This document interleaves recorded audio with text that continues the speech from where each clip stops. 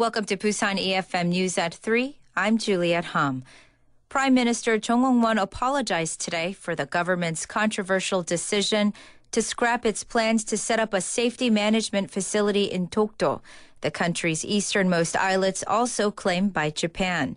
The government came under fire following news reports earlier this week that it tried to cover up the latest decision not to go ahead with a safety center construction plan on the rocky islets. Critics said the government may have decided to shelve the plan for fear that the addition of a South Korean government facility on the islets may provoke Japan. But the government refuted such claims, insisting that the decision was made in consideration of landscape and other management issues.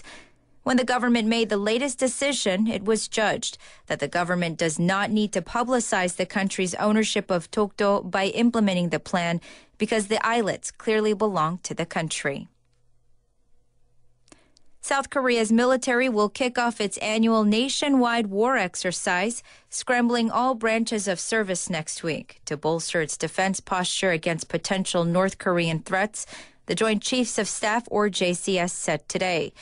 This year's 12-day Hoguk exercise will kick off on Monday, involving the Army, Navy, Air Force, and the Marine Corps. The war drill will focus on enhancing the military branch's joint combat capabilities on land, as well as in the air and on the seas to guard against North Korea's potential regional or all-out military provocations. About 330,000 military servicemen will join the annual exercise to be conducted nationwide, including the frontline border areas. Some U.S. military forces plan to join part of the planned local exercise.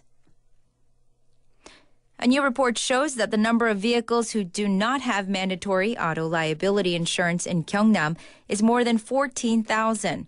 According to an audit by the Administrative Affairs that was submitted to a provincial member, Chun Young-gi, of the Saenuri Party of Gyeongnam, 14,827 vehicles are being operated without automobile liability insurance in Gyeongnam. The highest area in Gyeongnam without liability insurance is Jinju, with 3,700 vehicles, and the highest rate of uninsured vehicles is 5% in Changnyeong-gun. The ITU Plenipotentiary Conference held from the 20th of last month in Busan will hold a closing ceremony at 4 p.m. today as it comes to an end. For the duration of the conference, the city of Busan has prepared itself to become a foothold to improve local IT industry further by hosting ITU University in Busan and establishing the Center for the Internet of Things. In addition, a new Secretary General was elected and a resolution to prevent the spread of Ebola virus by using information communication technology was adopted. Meanwhile, Seo Byung-soo, the mayor of Busan, will receive the Appreciation Medal from the ITU, marking the first time it was given to the mayor of the hosting city. Would-be jihadists have been traveling on cruise ships to reach conflict areas in the Middle East. The international police body said some of those trying to join militant groups in Iraq and Syria had used cruise lines to get to the countries, including Turkey. Now for the weather. Expect 5 millimeters of rain in the eastern coastal areas, including Busan. Find dust levels will briefly rise to a high level in the afternoon.